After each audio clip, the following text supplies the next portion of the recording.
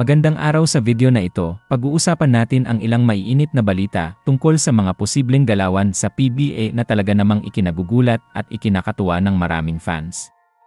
Ilan sa mga pangalan na involved dito ay sina Troy Rosario, Justin Baltazar, at Christian Standhardinger. Lahat sila ay may kanya-kanyang galing at may potensyal na makaapekto sa magiging lakas ng mga team na interesado sa kanila. Simulan natin kay Troy Rosario na kasalukuyang nasa Ginebra. Ayon sa ilang ulat, interesado ang Converge sa kanya. At kung isipin, may dahilan kung bakit gustong makuha siya ng Converge.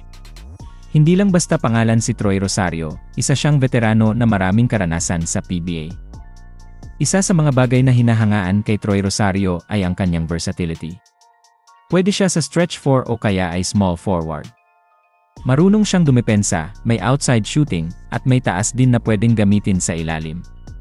Kaya hindi na nakakapagtaka kung bakit interesado sa kanya ang Converge. Malaki ang maitutulong ni Rosario kung mapunta man siya sa Converge. Isang team na ngayon ay tila naghahanap ng mas maaasahang score at depensa sa harap. At si Troy, isa sa mga pwede nilang sandalan kung sakaling matuloy ito. Sa Ginebra naman, si Rosario ay may ilang magandang performance na rin. Pero kung titignan ang galaw ng team, mukhang mas lalo siyang magagamit kung mabibigyan siya ng mas maraming playing time. Kaya kung mapunta siya sa Converge, mas makikita ang full potential niya. Hindi rin bago sa mga PBA team ang pagkakaroon ng veteran players tulad ni Rosario. Sa dami ng kanyang naipakita sa mga nagdaang season, tiyak na makakatulong siya sa kahit anong team na mapupuntahan niya. Lalo na sa Converge na kilala sa mabilis na laro. Isa pa sa mga pwede nating tutukan ay si Justin Baltazar ng Converge. May mga ulat na nasa radar daw siya ng Ginebra.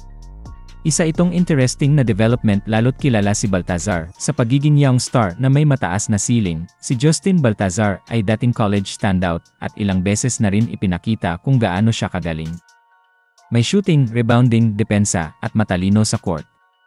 Kaya naman hindi nakakapagtaka na gustong makuha siya ng Ginebra. Ang Ginebra, bilang team na laging naghahanap ng bagong talento na pwedeng i-develop, siguradong nakikita kay Baltazar ang long-term potential. Kung sakaling matuloy ang paglipat niya sa Gin Kings, tiyak na magiging exciting ang magiging future ng team. Isa pa sa mga bagay na gusto kay Baltazar ay ang kanyang pagiging hustler. Kahit pa hindi siya pinakasikat sa ngayon, makikita mo yung effort niya sa bawat laro. At yun ang klase ng player na swak sa sistema ng Ginebra. Ang tanong lang ngayon ay kung willing bang pakawalan ng Converge ang isang batang tulad ni Baltazar. Sa ngayon kasi, siya ang isa sa mga haligi ng kanilang frontcourt. Pero kung sakaling may magandang deal, posibleng pag-isipan ito ng team. Kung matuloy man ang paglipat, paniguradong marami ang matutuwa.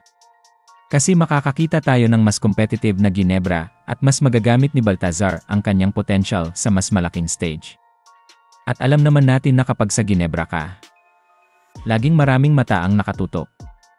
Ngayon naman, pag-usapan natin si Christian Standhardinger. Ayon sa ilang sources, hindi pa raw tuluyang sinasara ni Standhardinger ang pinto niya sa PBA. At kapag bumalik siya, interesado ang Ginebra na makuha siyang muli. Alam natin na si Standhardinger ay isang big man na may kakaibang laro.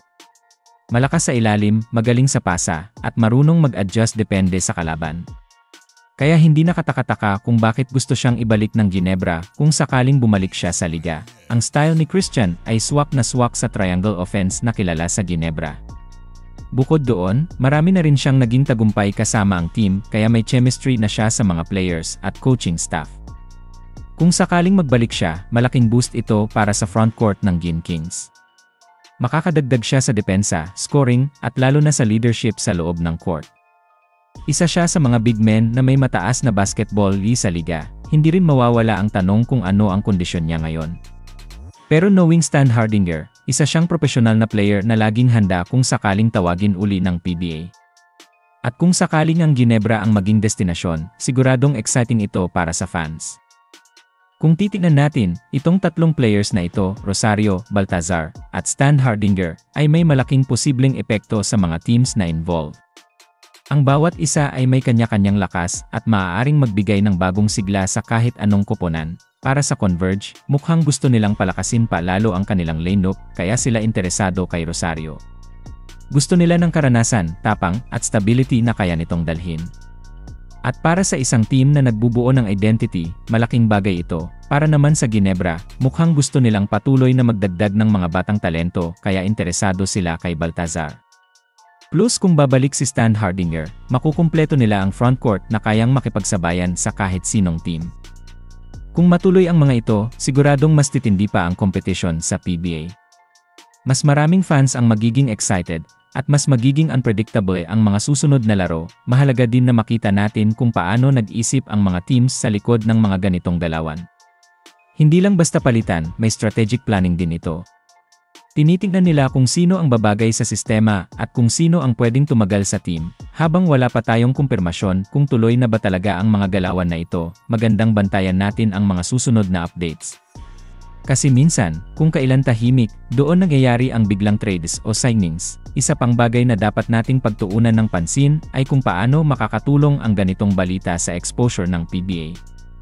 Dahil sa dami ng fans na sumusubaybay, mas lalong tumataas ang excitement level sa bawat rumor na lumalabas. At syempre, sa dulo ng lahat ng ito, ang panalo ay tayong mga fans. Mas magandang laban, mas intense na season, at mas maraming storyline ang aabangan natin. Kaya tutok lang tayo sa mga susunod pang kaganapan sa liga. Hanggang dito na muna ang update natin ngayon. Abangan pa natin ang mga susunod na balita tungkol sa posibleng trades at comeback ng mga kilalang pangalan sa PBA. Magandang araw sa video na ito, pag-uusapan natin ang ilang maiinit na balita tungkol sa mga posibleng galawan sa PBA na talaga namang ikinagugulat at ikinakatuwa ng maraming fans. Ilan sa mga pangalan na involved dito ay sina Troy Rosario, Justin Baltazar, at Christian Stan Hardinger. Lahat sila ay may kanya-kanyang galing at may potensyal na makaapekto sa magiging lakas ng mga team na interesado sa kanila. Simulan natin kay Troy Rosario na kasalukuyang nasa Ginebra. Ayon sa ilang ulat, interesado ang Converge sa kanya. At kung isipin, may dahilan kung bakit gustong makuha siya ng Converge. Hindi lang basta pangalan si Troy Rosario, isa siyang veterano na maraming karanasan sa PBA. Isa sa mga bagay na hinahangaan kay Troy Rosario ay ang kanyang versatility. Pwede siya sa stretch 4 o kaya ay small forward. Marunong siyang dumepensa, may outside shooting, at may taas din na pwedeng gamitin sa ilalim. Kaya hindi na nakakapagtaka kung bakit interesado sa kanya ang Converge. Malaki ang maitutulong ni Rosario kung mapunta man siya sa Converge. Isang team na ngayon ay tila naghahanap ng mas maaasahang score at depensa sa harap. At si Troy, isa sa mga pwede nilang sandalan kung sakaling matuloy ito. Sa Ginebra naman, si Rosario ay may ilang magandang performance na rin. Pero kung titignan ang galaw ng team, mukhang mas lalo siyang magagamit kung mabibigyan siya ng mas maraming playing time. Kaya kung mapunta siya sa Converge, mas makikita ang full potential niya. Hindi rin bago sa mga PBA team ang pagkakaroon ng veteran players tulad ni Rosario. Sa dami ng kanyang naipakita sa mga nagdaang season, tiyak na makakatulong siya sa kahit anong team na mapupuntahan niya. Lalo na sa Converge na kilala sa mabilis na laro. Isa pa sa mga pwede nating tutukan ay si Justin Baltazar ng Converge. May mga ulat na nasa radar daw siya ng Ginebra. Isa itong interesting na development lalo't kilala si Baltazar sa pagiging young star na may mataas na ceiling. Si Justin Baltazar ay dating college standout at ilang beses na rin ipinakita kung gaano siya kagaling. May shooting, rebounding, depensa at matalino sa court. Kaya naman hindi nakakapagtaka na gustong makuha siya ng Ginebra. Ang Ginebra, bilang team na laging naghahanap ng bagong talento na pwedeng i-develop, siguradong nakikita kay Baltazar ang long-term potential. Kung sakaling matuloy ang paglipat niya sa Gin Kings, tiyak na magiging exciting ang magiging future ng team. Isa pa sa mga bagay na gusto kay Baltazar ay ang kanyang pagiging hustler. Kahit pa hindi siya pinakasikat sa ngayon, makikita mo yung effort niya sa bawat laro. At yun ang klase ng player na swak sa sistema ng Ginebra. Ang tanong lang ngayon ay kung willing bang pakawalan ng Converge ang isang batang tulad ni Baltazar. Sa ngayon kasi, siya ang isa sa mga haligi ng kanilang frontcourt. Pero kung sakaling may magandang deal, posibleng pag-isipan ito ng team. Kung matuloy man ang paglipat, paniguradong marami ang matutuwa. Kasi makakakita tayo ng mas competitive na Ginebra at mas magagamit ni Baltazar ang kanyang potential sa mas malaking stage. At alam naman natin na kapag sa Ginebra ka, laging maraming mata ang nakatutok. Ngayon naman, pag-usapan natin si Christian Stan Hardinger. Ayon sa ilang sources, hindi pa raw tuluyang sinasara ni Stan Hardinger ang pinto niya sa PBA. At kapag bumalik siya, interesado ang Ginebra na makuha siyang muli. Alam natin na si Stan Hardinger ay isang big man na may kakaibang laro. Malakas sa ilalim, magaling sa pasa, at marunong mag-adjust depende sa kalaban. Kaya hindi nakataka-taka kung bakit gusto siyang ibalik ng Ginebra kung sakaling bumalik siya sa liga. Ang style ni Christian ay swak na swak sa triangle offense na kilala sa Ginebra. Bukod doon, marami na rin siyang naging tagumpay kasama ang team kaya may chemistry na siya sa mga players at coaching staff. Kung sakaling magbalik siya, malaking boost ito para sa frontcourt ng Gin Kings. Makakadagdag siya sa depensa, scoring, at lalo na sa leadership sa loob ng court. Isa siya sa mga big men na may mataas na basketball IQ sa liga, hindi rin mawawala ang tanong kung ano ang kondisyon niya ngayon. Pero knowing Stan Hardinger, isa siyang profesional na player na laging handa kung sakaling tawagin uli ng PBA. At kung sakaling ang Ginebra ang maging destinasyon, siguradong exciting ito para sa fans. Kung titignan natin, itong tatlong players na ito, Rosario, Baltazar, at Stan Hardinger, ay may malaking posibleng epekto sa mga teams na involved. Ang bawat isa ay may kanya-kanyang lakas at maaaring magbigay ng bagong sigla sa kahit anong koponan. Para sa Converge, mukhang gusto nilang palakasin pa lalo ang kanilang lineup kaya sila interesado kay Rosario. Gusto nila ng karanasan, tapang, at stability na kaya nitong dalhin.